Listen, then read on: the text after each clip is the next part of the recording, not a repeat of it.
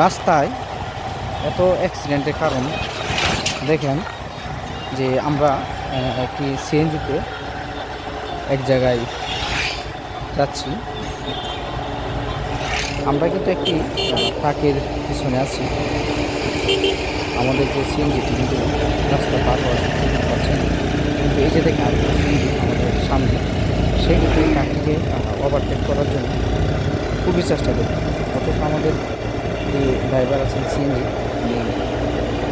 বয়স্ক মানুষ, উনি দীর্ঘদিন যাবৎ সিএনজি চালান, রিক্স নিয়ে যেতেছেন না, এই জন্য ধন্যবাদ।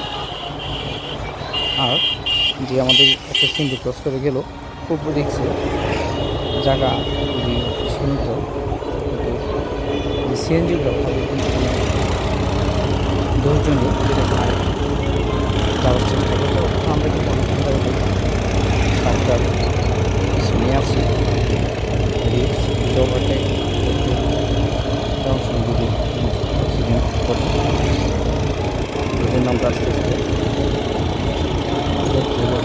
চালু করছি। যেখানে আরেকটি সিএনজি সেম কাহিনী, সামনে আরও ভালো সিগন্যাল দিচ্ছে, আর খুবই খারাপ। তাড়াহুড়োর কারণে কিন্তু অ্যাক্সিডেন্ট ঘটে। এই রাস্তাটায় ওভারটেক করা খুবই রিস্ক, কিন্তু সিএনজিগুলো সবসময় খুব দ্রুত গতিতে আবার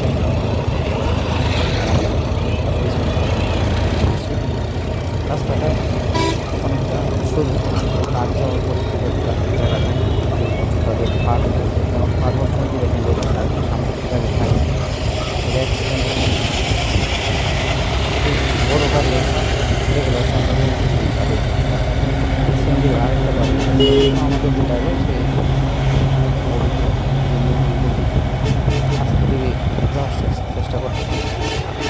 তাড়াহুড়ো দরকার নেই, আমাদের যতটুক সময়, তার চেয়ে না একটু বেশি সময় লাগলো। এই যে দেখেন আরেকটা রাস্তার কাজ, এখানে একটা বিট, এই বিট এতটাই উঁচু যে অনেক দূর থেকে গাড়ি আসলে কিন্তু দেখতে পাবে না। যারা এই রাস্তায় নতুন আসে তারা জানে যে নতুন একটা বিট, আর